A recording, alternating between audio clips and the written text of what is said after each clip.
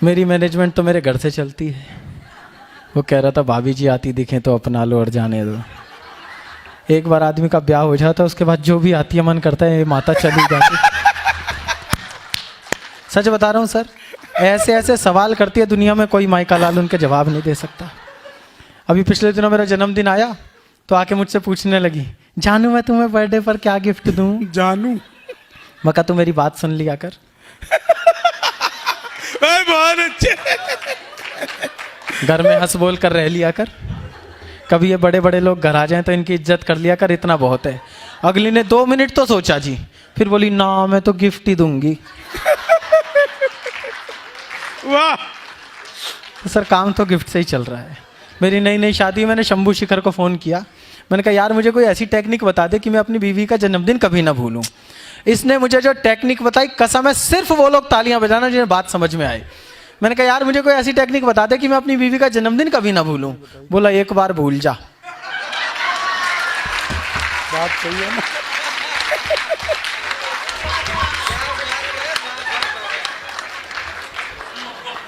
तो फिर अगले साल से तो तू रिमाइंडर लगा के याद रखेगा।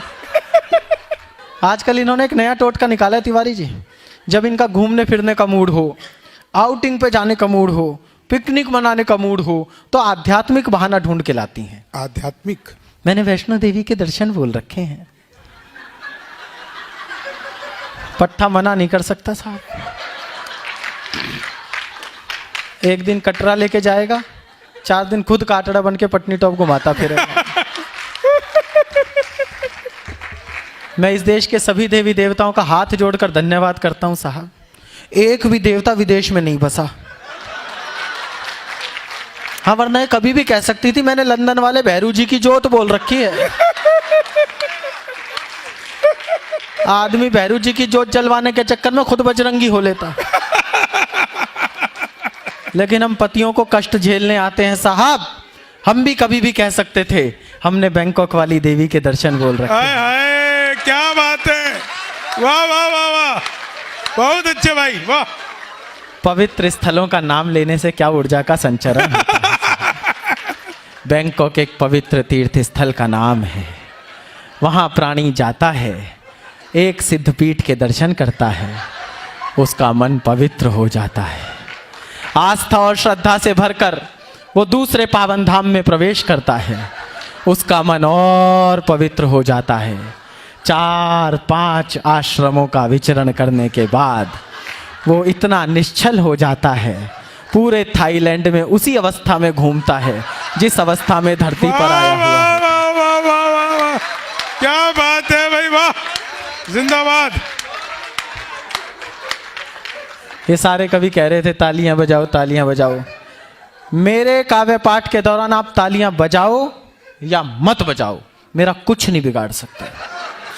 सच बता रहा हूं तिवारी जी, मेरी नई नई शादी हुई, 4 दिन बाद मैं घर से बाहर निकला तो एक बिल्ली मेरा रास्ता काट गई। मैं रुक गया, वो बिल्ली वापस लौट कर आई। बोली तेरी शादी हो गई, अब इससे बुरा तेरे साथ क्या होगा।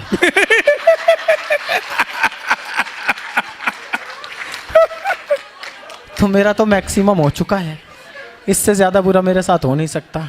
और मनमोहन जी आपको एक बात बता दूं, कितने भी बड़े अधिकारी बन जाना, प्रधानमंत्री हो जाए चाहे आदमी, एक ताने से मुक्ति नहीं पा सकता। दिन में 20 बार कहेगी तुमने मेरी जिंदगी नरक बना दी। कोई ढंग का मिला होता तो मैं कितनी खुश रहती। जैसे हम नहीं मिलते तो इन्हें कोई धनपति कुबेर मिल रहा था। लेकिन बोलती हैं साहब, एक दिन मैंने यही लपका, मैंने कहा देखो मनुष्य यदि प्रसन्न रहना चाहे तो प्रसन्नता उसके भीतर होती है, बाहर की स्थितियां उसके सुख और दुख के लिए जिम्मेदार नहीं होती। वो बोली कैसे? अब मैं सिद्ध करता हूं, और सही सिद्ध कर दूं तो जरा अपने आप को सीधा करके बैठ जाना, बहुत पसर गए हो आप लोग।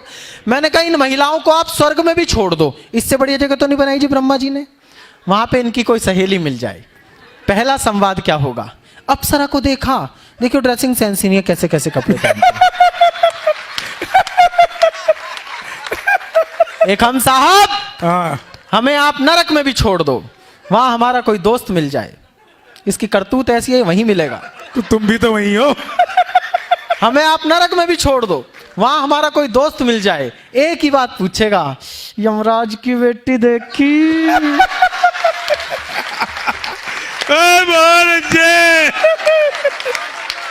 वाह, लाजवाब।